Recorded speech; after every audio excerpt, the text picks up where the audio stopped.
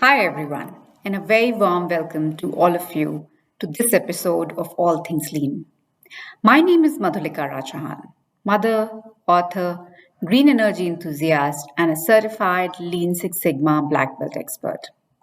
In our previous episode, we talked about the Persuasion Triad and how it is still relevant today, even in the design world, despite being centuries old. In today's episode, we will continue to talk about how do we organize our three appeals around a plot. So before we dive in, let's do a quick recap of Aristotle's triad. We talked about logos, pathos, and ethos. So logos is nothing but appealing to logic. This is a persuader uses facts, statistics, quotations from a reputable source or experts, as well as existing knowledge. This is the side of the argument that can prove how solid it is based on facts alone. Pathos is basically appealing to emotions. Pathos involves delivering the argument in a way that appeals to an audience's emotions. Ethos appealing to ethics, morals, and characters. Ethos has to do with who the persuader is. His or her identity will have a great impact on how the audience takes the message. For Aristotle, ethos was the basis of everything. He considered ethos comes first. So how do we organize our three appeals around a plot and design better? So let's imagine that we are designing for a water purification company. That's our plot. And the plot is that the Smiths, Jones, and Johnsons are concerned about the purity of the water supply they have. They want to fix that problem but don't know where to start. As the designer, you must mention that your model catches 99% of pollutants and that the logos will look good. Or how about getting a little good emotional hook to get users a little desperate to find the facts? If you build towards mentioning the statistical efficiency of your water purifier, you might first point out to users that what they don't know sure can hurt them, and then show them how many thousands of households dirty water problems in your company has solved. Also, you might want to include some humor. In many cities, a glass of water will have been through 6 or 7 people before it gets to you. Let's flush out those folks right away. There are many emotions out there for you to tap as pathos. Then, are you going to back up these facts and passionately deliver them by showing your audiences why you are wise and a specialist? Which has to do more with your ethos. So let's stop right here, step back, and think about how our users, again, who they are. It's all about them, directing your persuasive design for the user. Oddly, even if you are the best advocate in the world and have an airtight case with the argument you're presenting because it's so scientifically grounded, and you are making the best speech in your career, you can still lose. And how is that, would you ask? It's easy. Your audience was the wrong one to attempt persuading. If you've ever heard about stand up comedians dying behind the microphone because the crowd was hostile and didn't get their jokes, that's a similar concept.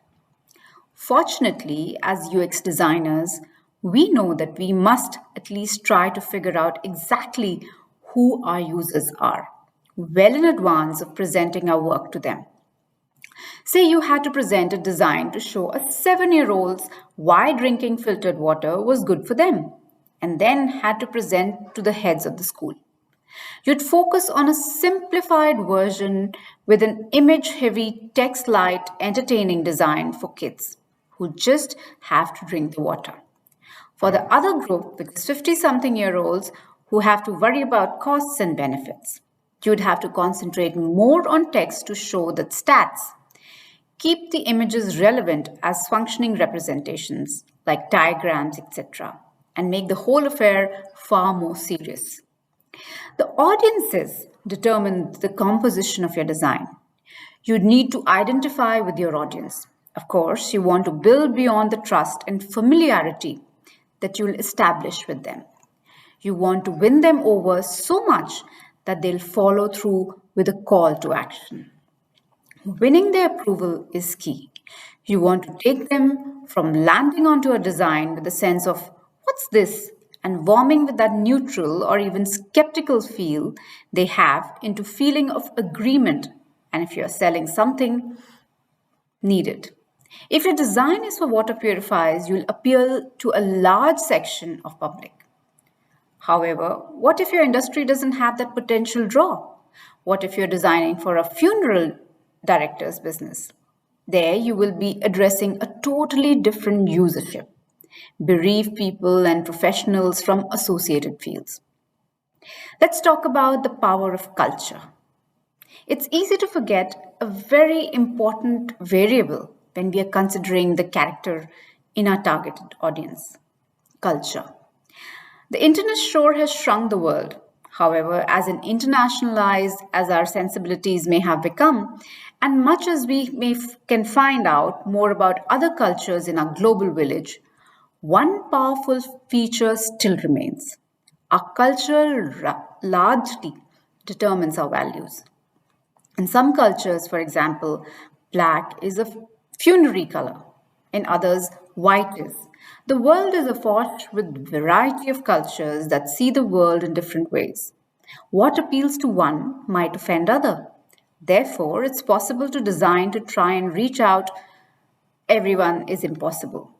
So you might think what is the best option is to at least try and appeal to everyone without offending them. The answer is a neutral approach. Well, the problem there is that you'll be backing away from reaching anyone in a powerful way. This is like painting the wall of a renal property magnolia and putting on a beige carpeting. You don't know who the tenants will be. You can't afford to gamble with taste. Red might offend, yellow might make people sick. Most people with docility agree that neutral color choices, but they won't be thanking you for wowing them. Congratulations on taking it safe, marginal approach that will be sure to keep casual renters from even really being able to feel totally at home. So, how do you aim high and keep your users from finding you as tasty as boiled lettuce? You need to elicit strong positive feelings from them before they click away to find a competitor who does it for them. The art of aiming your persuasive design is the other side of the coin. So, Aristotle determined that persuasion comprised a combination of three appeals: logos, pathos, and ethos, we talked about earlier. Anyone seeking to persuade an audience should craft his or her message with facts, tapping an argument's emotional aspect, which is pathos, and presenting his or her appeal with moral standing. Ethos consists of further three subqualities: the persuader's professional intelligence, virtuous nature, and goodwill. Creating a persuasive design is only one side of the coin.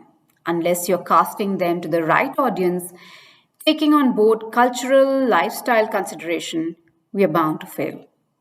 Knowing who the users are is vital. Moreover, in UX design, we can only start persuading our users once we have their trust by presenting our ethos. From there, we can bring out the solid facts and get users interested with well-placed emotional hooks. With this, we come to an end to this edition of All Things Lean. Don't forget to like and subscribe and comment in the comments section on what you'd like to hear more. Until next time, this is your host, Madhulika Rajahan, signing off. Have a wonderful day ahead.